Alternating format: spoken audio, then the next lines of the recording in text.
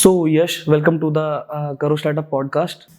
Thank you, Abhishek. How are you? All good, sir. So, Yash, can you just tell me about yourself and your journey so far? I personally am from here in Noida itself, right? I started as a person who had a keen interest in technology, and over time, I tried implementing that interest in various fields, latest of which is casedocker, which we have created as a product that helps legal teams not only manage their end-to-end operations and their end-to-end legal department, but also integrate AI within their systems, right? Beyond what I do with my work, I also really enjoy working with and contributing to not only other founders who are working in the field of AI, but also other founders who are working with technology and people who are working with technology. Because when I was personally learning all of these things, I got great support from my mentors, so I really like contributing that forward too. So, आपके बचपन या आपके early life के inspirations क्या थे? मेरे inspirations काफ़ी सारे थे, right? First of all, मेरे parents, they're always very inspirational for me, right? They always supported कि मैं जो करना चाहूँ, मैं जिस चीज़ में interested हूँ, they always let me do that. Beyond that, I was also inspired by all of these entrepreneurs, all of these founders who really like creating things that are necessary for us, right? Like, since a young age, I've seen shows like Shark Tank and Dragon's Den and similar things जो थोड़ा entrepreneurship promote karte hain. Those things have always been of keen interest to me, right? Like founders come up, raise capital, develop businesses that actually help people, and that is really very inspirational for me. Some of my teachers also have been really inspirational to me, the mentors who have guided me along the way, and they have actually been the pillars of support who, even though they're not related to me in any way, even though they do not personally benefit from what I do, they have still given that support, given that helping hand and gone beyond what you'd expect. कि आप मतलब सोचो कि कोई इंसान जिसको कुछ नहीं मिल रहा है वो आपको आके आके इतना हेल्प कर रहा है, that has always been very inspirational for me. Basically, you come from the technical background, not from the legal. So, what inspired you to work with some legal teams? Technology in itself and the technical and IT field in itself is a very diverse field at this point, right?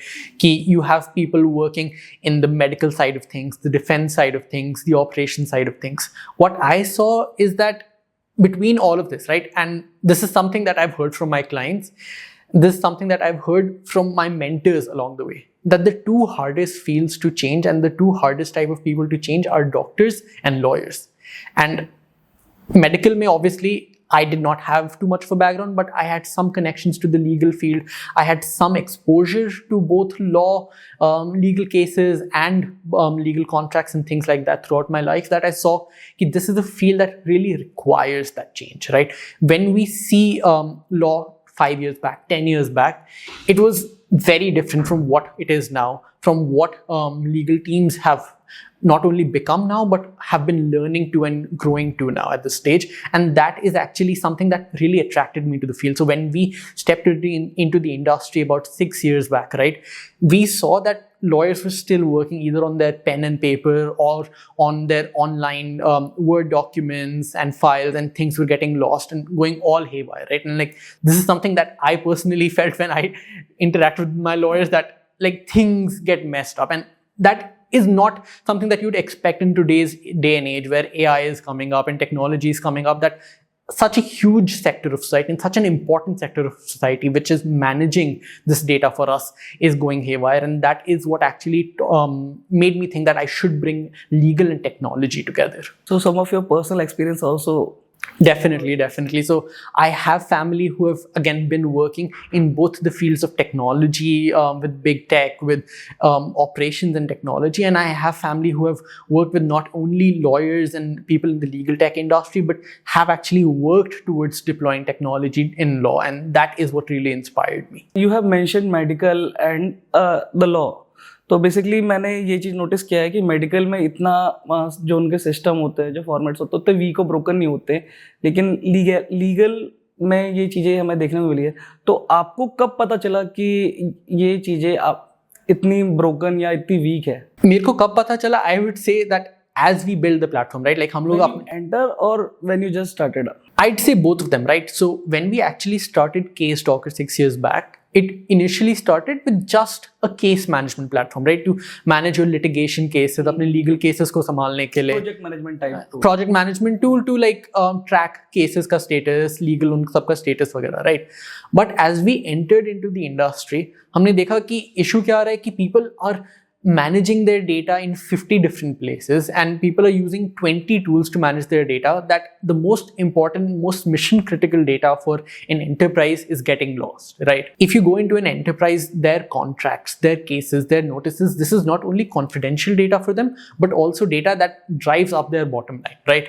One case goes wrong and there's fine with a $50 million lawsuit. One contract goes in faster and आपका जो next semester next quarter में revenue आना था वो इस quarter में आ जाता है. And that is actually what matters a lot for companies, and that is what we saw that this industry is very fragmented, and that is why we thought casedocker ka zarurat hai market mein, that we need a platform that brings it all together in one system. That is why now when we are actually delivering to our clients, we have things like case management, contract management, notice management, compliance management, and complete AI based playbooks to bring that all together, because it is only that junction of technology, that bringing together of the data, that helps people. So was there any turning point where you decided to turn into a founder? I have again worked in roles where I have worked in teams and I have led teams, right?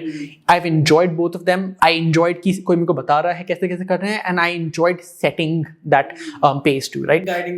Guiding and mentoring, right? But what I always saw is that when I want to do something long term, कि आज मैं ये 1 साल कर रहा हूँ, that's one thing, है ना? कोई चीज़ मैं 5 साल कर रहा हूँ, 10 साल कर रहा हूँ, maybe I'm passing this on as a legacy, then I thought that I want to create something in which I own it, and I actually am creating, and I actually have ownership over what is being served. And that is what really promoted to me to be a founder, because when I'm in a team, there is responsibility, definitely. Both as a founder, as a team member, I have worked, right? And what I see is that I actually feel more responsible, and I feel I enjoy more when I'm actually creating a product, when I'm the founder for the product, and when I actually have ownership over what I'm creating, right? And that is what really inspires me to go on for longer, because if someone tells me today that, hey, we'll take over casedocker from you, we'll give you a ton of money, but you'll have to give up your clients today, you'll have to shut this down and work for a team, even if it's for a huge amount, I wouldn't do that. When we're talking about casedocker, so how this idea turned into the real product? How I would say the idea turned into the product that it is today, right, is through various iterations. So as I was talking, right, we initially started with one module, but as we entered into the market, we spoke to clients, we onboarded people onto the system. There was an ever-changing need for more modules, for more features that our clients actually told us, right? Because again, from an entrepreneurship perspective and from a product development perspective, one thing that is really going on in the market right now, in all of your master classes and those things, is that people talk about product discovery, people talk about market discovery and doing those product interviews, which are again very helpful, very necessary. But चीज़ क्या होती है कि no one will tell you their actual ideas, their actual truths, if their money is not on the line, है ना? हमारे client का जब पैसा लाइन पे है, then they actually tell us कि this is the features we want and we don't care about these features, and this is something that if you add, we'd pay 10 times for it, right? And that is what actually helped us iterate over the product. And then over time, as we built our team, as we developed the product more, our team actually helped us get those latest features. So today our experts are the ones driving the product forward, bringing in that expertise in AI, bringing in that ML expertise, and actually developing the product to not only serve client needs, but also anticipate their needs before they can actually think of them and move them forward. So when we show the product both to our new clients and to our old clients, now we sit at the stage where we're able to give them a feature that they may want and a feature that they don't know they want, right? And that is actually what led us to the development of the product. And then again, it is always a continuous process. So I wouldn't say 3 years back the product was complete, I wouldn't say today it's complete, and I wouldn't say 10 years later the product is complete, because our team is always enhancing the features, it's always bringing in new technology. So it's get evolving day by day. Got it. So basically just a simple question कि casedockers work कैसे करता है? Casedocker in itself is a platform that manages all of your data, right? So our clients have access to our interface. They can access it on their laptops, they can access it on their phone, and all of their legal data. So within an enterprise. So either आपके real customers कौन है? Are there the legal firms or lawyers or the normal people or the customers? So majority of our clients are enterprises and companies, right? So the legal departments, the finance, the procurement, the IT departments within larger companies, right? So these are companies anywhere from like 2 to 500 people to as large as 100,000 people who use the product, right? And these departments and these people within company are actually the ones who require casedocker the most, right? Because an individual wouldn't probably benefit as much क्योंकि like एक के ऊपर कितने case होंगे, किसी के ऊपर 1-2 case होंगे, राइट? किसी के 4 कॉन्ट्रैक्ट होंगे. That is not very beneficial to them. But someone who has 20,000 contracts every year and 500 cases on them, it becomes harder for the team to manage the data. It becomes harder for them to actually integrate AI with their confidential data, because what is actually happening in the industry now is that AI is rapidly expanding, but it is also opening up a loophole where people are uploading their sensitive data online, which might actually be a big problem for their company, and which can actually either be sold to their clients, be sold to their customers, and can lose them millions or billions of dollars. And that is who we practically serve with the product. So over 80% of our clients are the enterprises, while we have about 15 to 20% of our clients as lawyers, law firms, and so on. While building the casedocker, तो सबसे बड़ी problem या challenges आपने क्या face करी? मतलब either is in tech format or in operational format. So while building casedocker, I'd say that we were lucky from a technical perspective that we found a team who was not only able to deliver the product that we envisioned, but able to create what our clients wanted, right? The biggest problems or the biggest challenges I'd say we faced was often in the adoption of the product, right? Because again, this is sensitive data that we deal with, and we were changing an industry that was not touched by technology as much as other industries were, right? So as people adopted the software, they really like it, right? Like something that used to take them 5 hours, कि आप एक contract को 5 hours per day हो, समझ रहे हो क्या हो रहा है, and then उसमें से issues निकाल रहे हो, and then उसके बाद भी you miss 2 issues and your boss is angry, right? Instead, you put your contract on casedocker, you put your case ka number on casedocker, and it highlights all the details in one go. It tells you, gives you a summary, it answers your questions like a chatbot. Those things are all good, right? But to someone who hasn't used technology initially, or who has been working on a manual pen and paper, highlighting the contracts by hand, it becomes harder to accept initially. But over time, as someone uses it for 1 month, 2 months, it becomes a part of their workflow. And that is, again, both a challenge that we face and also the thing that pushes us forward, right? Because when 2 people in a team start using casedocker, everyone else is like, "Tumhara kaam itni jaldi kaise ho raha hai?" And they promote others to use it. There is 2 different things. When the company is funded, the things are different. When the company is bootstrapped, the things are different. So since you are bootstrapped from the day one, so what are the pros and cons you faced during these as compared to funded company? So I guess the cons of bootstrapping are widely known, right? In the initial stages, when we were just building the product in the first 6 months to 1 year of the casedocker system, it was definitely very hard to build the product with a limited amount of cash, with a limited amount of team, right? I have personally spent 18 hours, 20 hours a day. People on my team have worked 6 days a week. I wouldn't want to push anyone to more than 8 to 10 hours a week. So we try to maintain that. But I personally then 8 have to 10 hours a week. a day, sorry. A day. Yeah. I don't push anyone on our team to do that, but I personally try to at least push myself to a standard where we develop that product. And in the first 2 years, that is what nights and days were, right? कि you wouldn't know कि अभी दिन कब हो रहा है और 4 कब बज गए रात के, right? But then again, we have much more control over what we are building. We have much more control over the decisions that we're taking, right? And that doesn't feel like a big thing in the first 6 months to 1 year period, the challenging period where a lot of startups actually die who are bootstrapped, right? But when you go beyond that, when you have a product and when you're entering the market, it really helps that you're bootstrapped, because then when we go to our clients and tell them, they know that this company wouldn't disappear tomorrow if their investors cut their funding. And they know that private equity wouldn't stop this company tomorrow because they don't have enough money to put into. And that is actually what is supporting us now when we are going into market and getting into international markets, because people know that this is a company, this is a product that is used by millions around the world, and they aren't sustaining on someone's funding but are actually profitable and wouldn't shut down tomorrow if they are able to not raise Series D or Series E, because it is built on trust and it is built on value.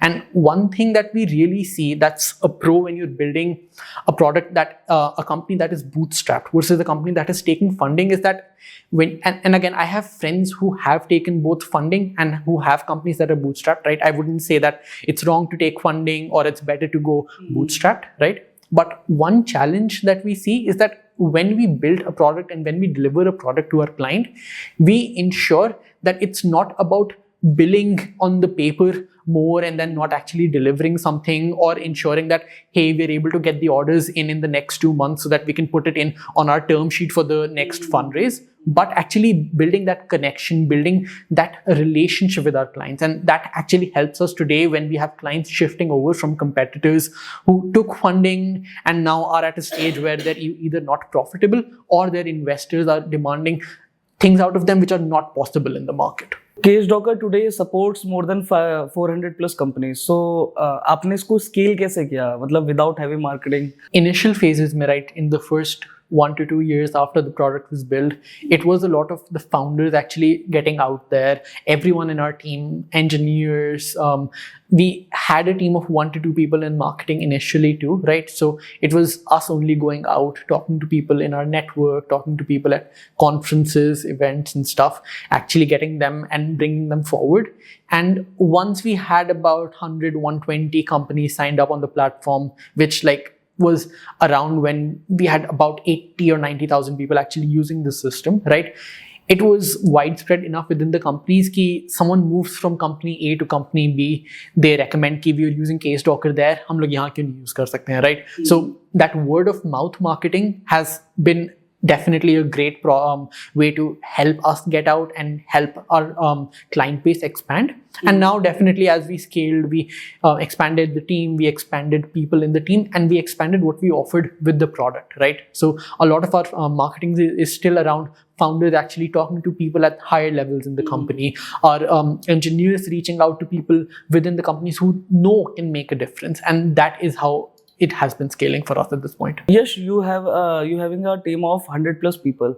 So in terms of leadership style, वो कैसे evolve हुई आपकी time to time? When you having a team size of 5 to 10, now you are leading a team size of 120 plus people. So वो leadership style कैसे evolve किया? More than leadership style, I would say कि over time I was able to possibly better guide people on my team, right? Initially, I would say कि I wasn't a person who was definitely very fit to guide a team, and our team may or may not have been the right team for us. But over time, I learned कि people only work well when they are working on a product that they like, right? Now, in any company, there are times when you're working on something you really enjoy, and there are times when you're working on things that you don't enjoy as much, right? So we try to balance it out with our team to give them projects that they enjoy, to give them motivation through giving them exposure to things that they want to learn, right? Like whenever someone joins our team, we try to understand what their interest is, what they want to do. And then again, that is a part of our hiring process too. So when we are bringing someone in on the technical side of things, right? And we want to expand our AI engine, we want to expand our backend processing, then we would bring in people who are interested in that specific domain. Because what happens at a lot of big tech companies right now is that you're hired and then you're placed in a team, right? And that is why there's huge attrition there, where people are leaving after 1 year or 2 years, because if you don't work on something you enjoy, you would leave the company, right? So we try to give people exposure to what they enjoy, exposure to what they work in addition to, again, there's always some grunt work involved. I personally do it. Everyone on my team has to do it, right? And then beyond that, we give them that level of freedom also, right? Because I know that you're working 7 to 8 hours a day. As long as you do your work, I'm happy, right? My team does their work sometimes in 3 hours, sometimes they sit beyond the timing and extend their day till 8 p.m., 9 p.m. I'm fine with either thing as long as you're doing your work on time, right? So in terms of team, just you say, so what quality do you see when you hiring someone in terms of because it's a very critical sector. So what you take measures while hiring? There are 3 things that we really look for when we are hiring someone, right? First of all, when we're talking to them, there should be that level of trust, right? Again, we get thousands of resumes every year. We maybe take 20, 30, 50 people from that resume pool, right? So when we are actually bringing those people in on board every month, we try to understand would they suit the company culture, right? Because what we promote at the company is working quickly and delivering products quickly, right? We don't want people to come on the team and then like spend 3 months just learning the reins. कि आप जैसे किसी big tech company में जाओगे, you'd be learning their internal systems and this and that for 3 months. You get to work on the live product maybe by the end of the first month, right? And that is something that we look for when we're hiring, that the person should be not only a quick learner, but also should have that keen interest in learning, right? Because someone who wants to learn will always learn. Someone who doesn't want to, that is their choice. And we think that our culture better aligns with the first one, right? The second thing is that there should be a level of trust between us and the people we have on the team, right? Because you can restrict your code till an extent. You can restrict the data that you share with your team till an extent. But if that element of trust is missing with the team, if that element of support within the team is missing, then that would be a roadblock itself, right? कि आप code छुपा के दे रहे हो, आप वो सब share नहीं कर रहे हो अपनी team से. You aren't telling them कि this is what the company's vision is, this is what the company is creating, and you're basically like giving them a very small part of things. Then no one enjoys what they're doing and they don't actually contribute back, right? What we try to do is that we give our team, our engineers, our marketers a complete overview of what they're doing, right? कि if you're doing this today, that is the impact it's having on our bottom line. That is the impact it's having on our clients. And that is what we really also value there. Because right value or the right vision transparency is... Definitely. Because that's the thing, right? I tell you to do, write this code, you wouldn't know what it's for. You may or may not give me something that I want. And that is not what we want, right? Instead, what we try to do is that I tell my team, you solve this problem, you add this thing. Now, I don't care how you do it, as long as it works within our guidelines and you're able to do it.